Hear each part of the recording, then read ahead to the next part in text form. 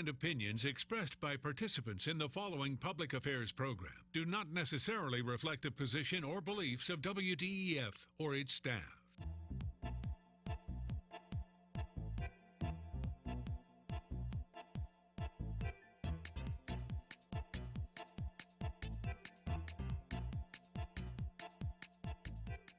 This is Point of View, celebrating a world record-breaking 62 years of quality public affairs programs from the studios of WDEF News 12, Chattanooga. Hello, I'm Maurice Lewis, and thank you very much for joining us on this edition of Point of View. Habitat for Humanity, you've probably heard about it. What do they do? You may not know all of that. And there's something new that they do, and that's part of what we'll focus on today. Something very different is happening with Habitat for Humanity, and as the Director of Volunteer Coordination, what is going on, Dominique? Well, one of the things that we've been able to identify is that individual volunteers don't always get a chance to come out on Saturdays because our build days are so full of groups.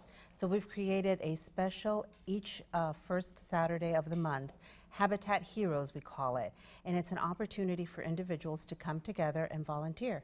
Let's back up a little bit. Since Habitat for Humanity first started, it's a group of people that came together to volunteer, non-denominational, from different faiths, different colleges, different universities, different labor unions, and what have you. Let's talk about a little bit of the history before we get into the specialization. Sure. So this is our 30th anniversary. We're adults now, and we are so proud of the accomplishments that we have in this community. 263 homes, new homes have been built, and more than 1,000 men, women, and children have been served through the efforts of Habitat. As you say, it started with 5 concerned citizens who looked around our community and said, you know what, we've got an affordable housing issue, and we've got to do something about it. And from there, the seeds got started, and here we are 30 years later.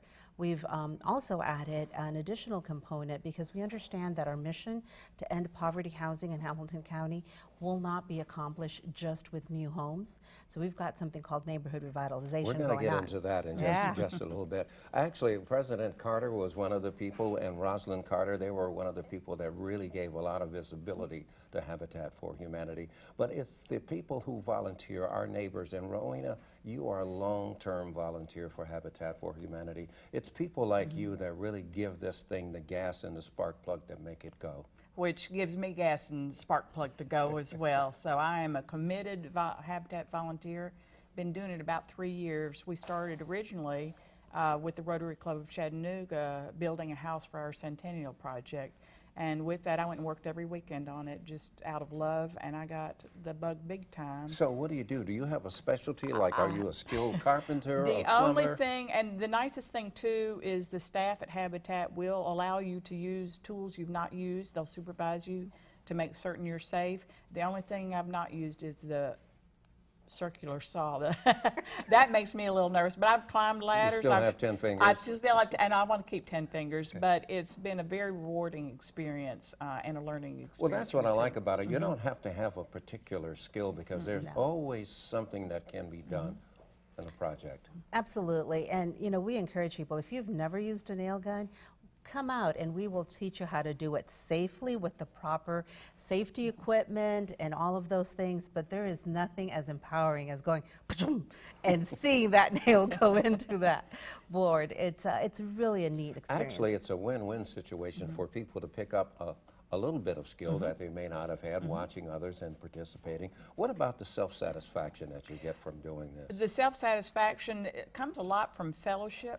Not only with the people you might be joining with to work on a house, there will be a member of a partner family, that is someone who's in the Habitat process to become a homeowner, who will be working side by side with you on the home.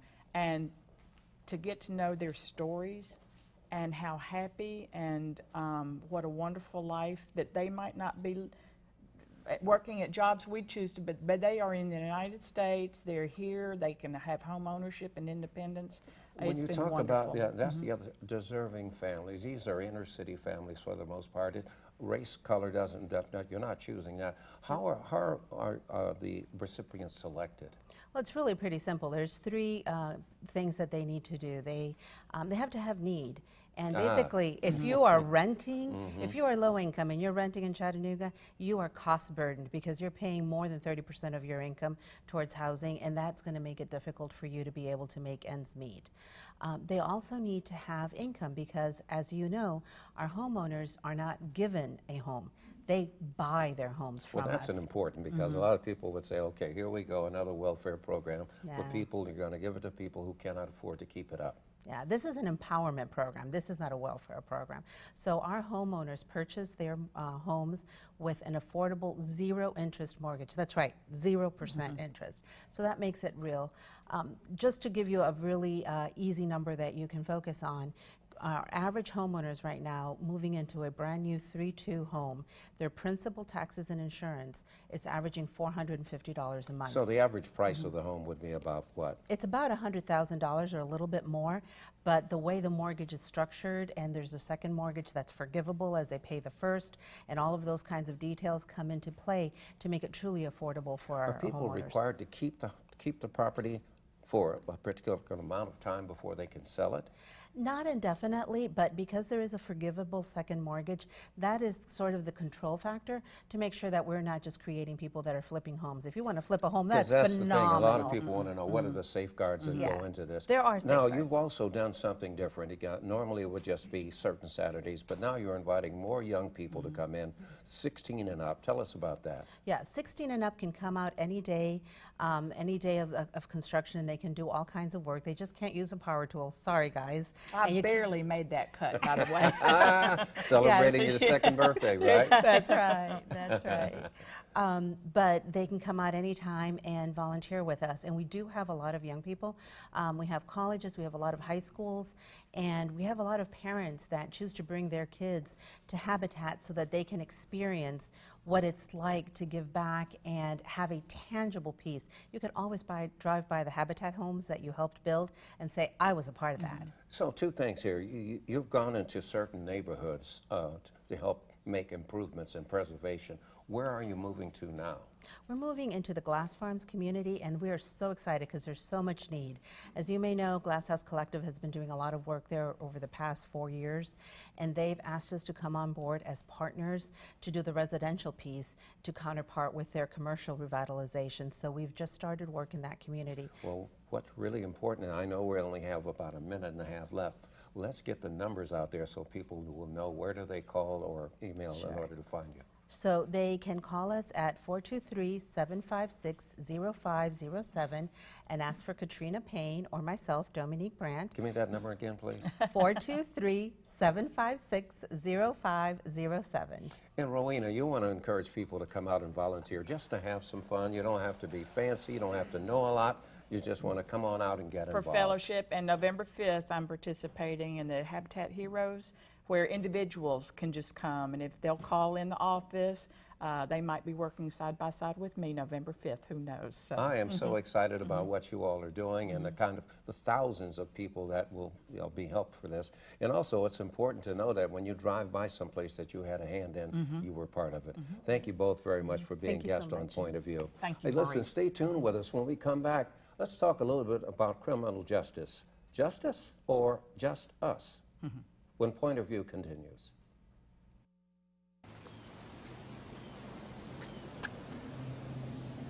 Here is my handle and here is my spout. When I get all steamed up, then I shout. Tip me over and pour me out. Oh. The smallest moments can have the biggest impact on a child's life. Cheers. Take time to be a dad today. Join us for Point of View, weekends on News 12 Now. Eric Avanier covering the stories that affect your city. New law will impact thousands. Stories that affect your neighborhood. Protesters gathered last night. Stories that impact you. The gunshot victims just arrived at the hospital. Eric Avanier and News 12 Now. Anytime, anywhere. Justice or just us?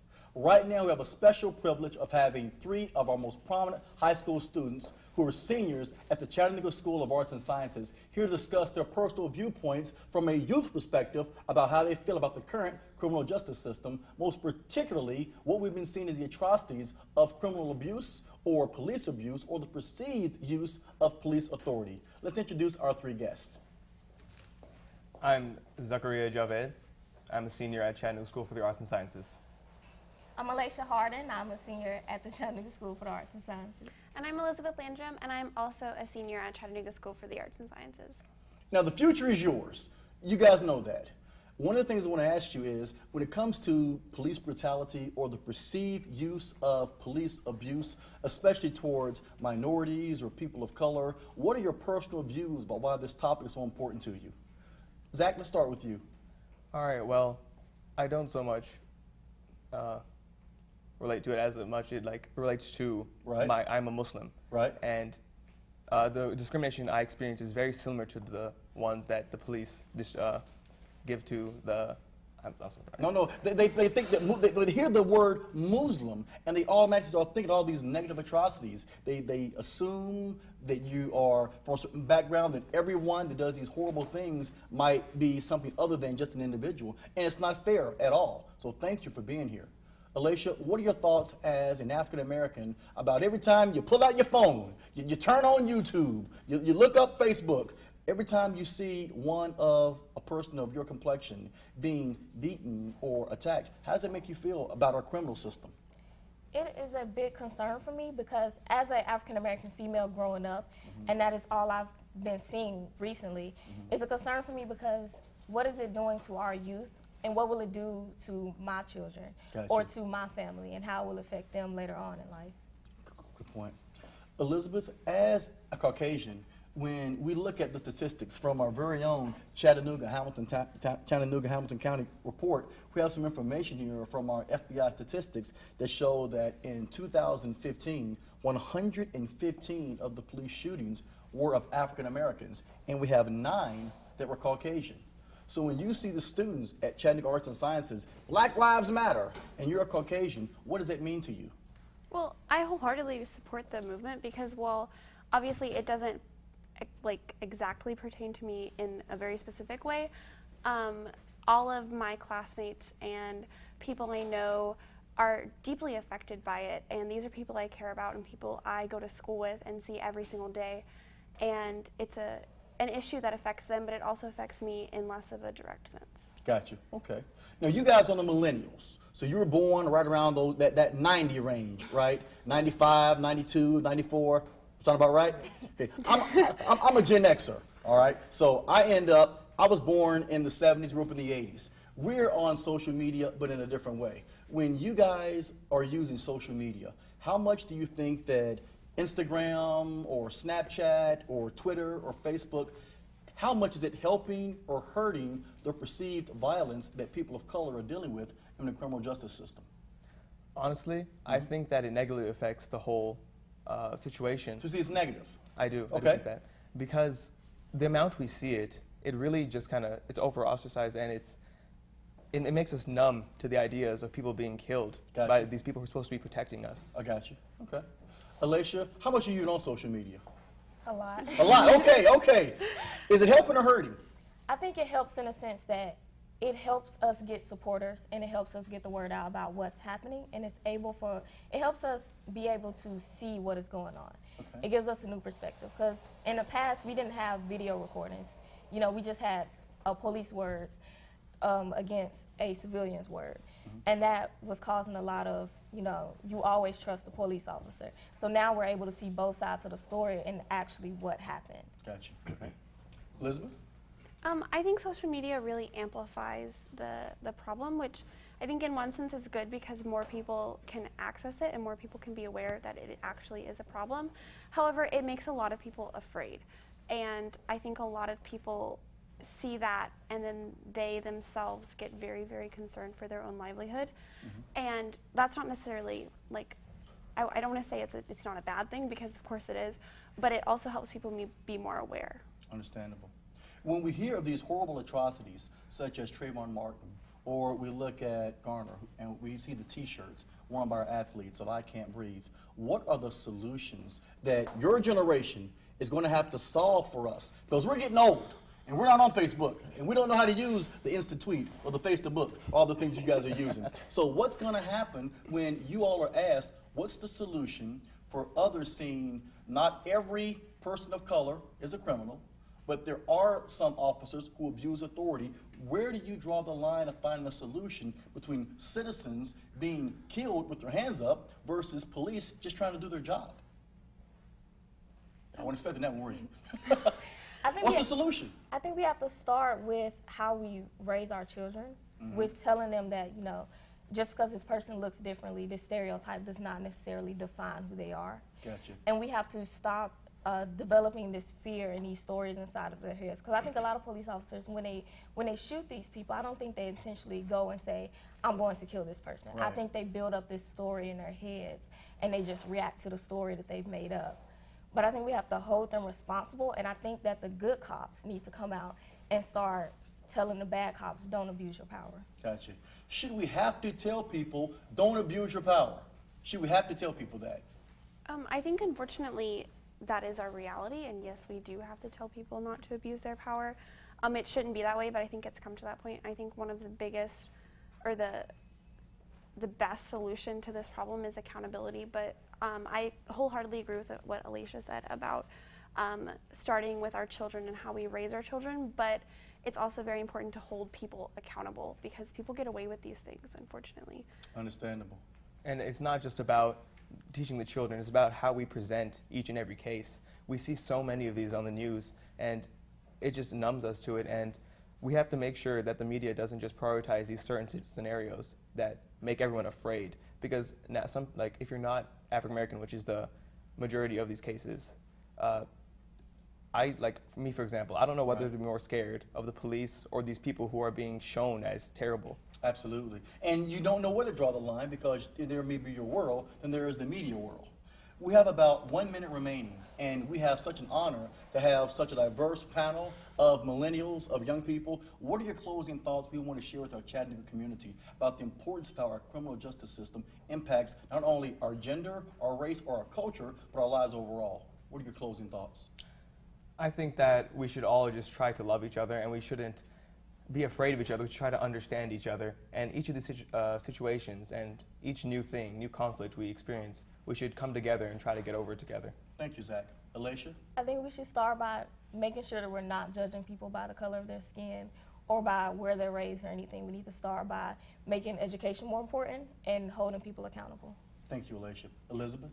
I agree with that. I think it is extraordinarily important that we educate not only our children, but also the adults in this world, because many people either don't think it's a problem, don't realize it's a problem, or aren't educated enough to actually know it's a problem. Thank you both for your time and your attention. Whether it is justice or just us, you be the judge on your own point of view. This is the story of a boy who was very sensitive to lights and sounds. So he built secret hiding places where nothing could get in. The boy didn't like looking people in the eye. It made him feel uncomfortable. One day, he found out he had something called autism. His family got him help, and slowly, he learned how to live with it better. Early intervention can make a lifetime of difference. Learn the signs at autismspeaks.org. Join us for Point of View weekends on News 12 Now. The accuracy of Storm Team 12 now on the go whenever you want it. Search WDEF Weather in your app store to get the new Storm Team 12 Weather app for free today. Get Storm Team 12 Weather on the go. Here's to the things that can keep us safe. And now, those that we carry with us everywhere will bring us wireless emergency alerts. With the unique sound and vibration, you'll be in the know wherever you are. I've got a job to do today. I've got a job to do today.